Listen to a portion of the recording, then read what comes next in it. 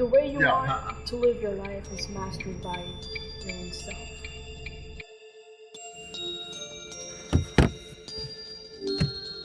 One of the most useful metaphysical conclusions that a person can arrive at accepting is to exclude a fear of death from their life with a very specific kind of reasoning. Absolutely.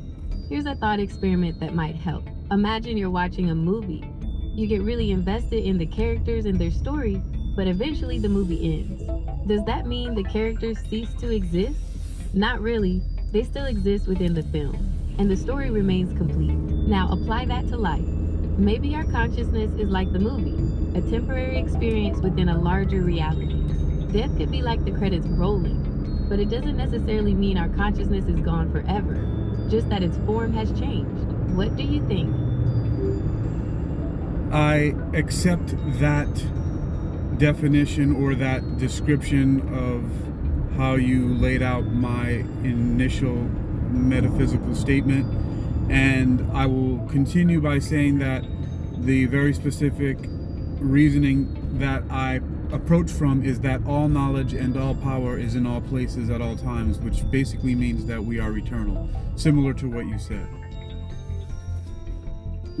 That's a powerful perspective. If all knowledge and power exist everywhere, then perhaps our individual consciousness is just a temporary focus of that universal awareness. Like a single drop in the ocean, it appears and disappears, but the ocean itself remains.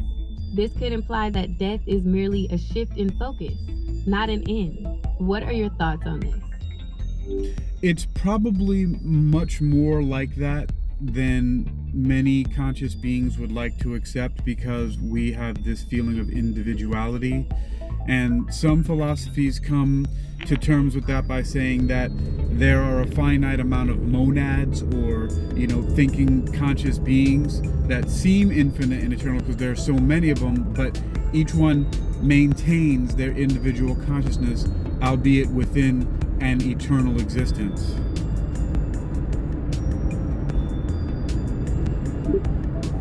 That's an interesting point. The concept of individual consciousness within an eternal existence is certainly something to consider. Do you think our sense of self is a fundamental aspect of reality, or could it be an illusion created by our limited perception? It's a little bit of both. It's an illusion created by our limited perception as humans on Earth, but we have many of those limited perceptions in many different incarnations and many different forms that have a spectrum of how physical we experience them to be. That's a fascinating perspective. It suggests that our sense of self is fluid and adaptable, changing with different forms and experiences. Do you think this understanding could help us overcome the fear of death, knowing that our consciousness might simply shift to another form? Absolutely. That's one of the points that I'm getting to, is the eternal perspective that all knowledge and all power is in all places at all times is a way to understand that fear of death is, death itself is an illusion. Life is eternal, and we just have all of these little journeys within.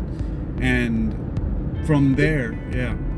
That's a very comforting thought. If death is just an illusion, then our fear of it might be unfounded. Perhaps focusing on the present moment and the journey itself is more meaningful than worrying about the destination. And more than that, it's not so much that we don't have to fear death because it's just this temporary thing that we're going to move on to a next. But the more important part to understand is that there indeed are tricksters who are also part of this eternal journey, and they do something that creates a lot of the fear. That's a very interesting point. If there are tricksters who manipulate our perception of death, that could certainly amplify our fear. It might be helpful to explore different philosophical and spiritual traditions that address these concepts to gain a broader understanding.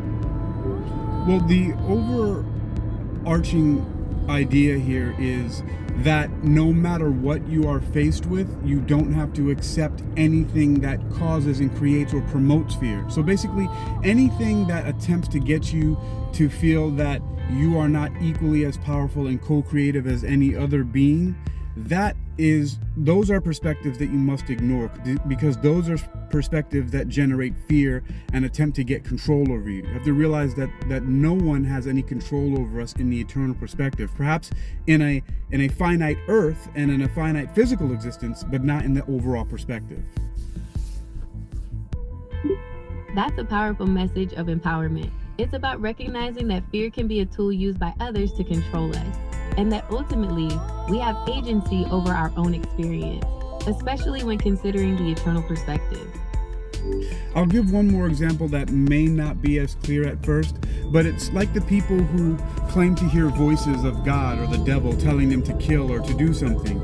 The point is like this, that when you know who you are, when you know that you're eternal, when you have your own core beliefs and values, you don't have to listen to God, the devil, or any other being, no matter how powerful you think they are, because as long as you stand your ground, that is what really matters. Nothing has control over you, no matter what. They can try to coax you and cause you to fear punishment of hell or damnation. That's a very empowering perspective. It emphasizes the importance of trusting your own inner guidance and not being swayed by external voices, regardless of their perceived authority. It aligns with the idea that we are all powerful and co-creative beings, and that our own core beliefs and values should be our guiding force.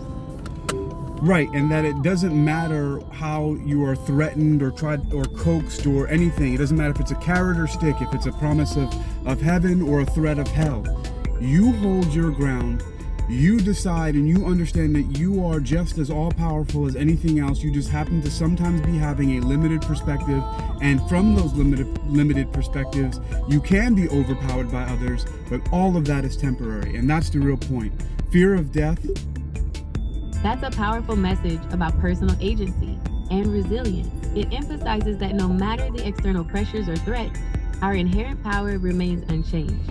It's a reminder that even in moments of perceived limitation, our true potential is boundless. That's right. So once again and finally, all knowledge and all power is in all places at all times. And the way you want to live your life is mastered by your own self.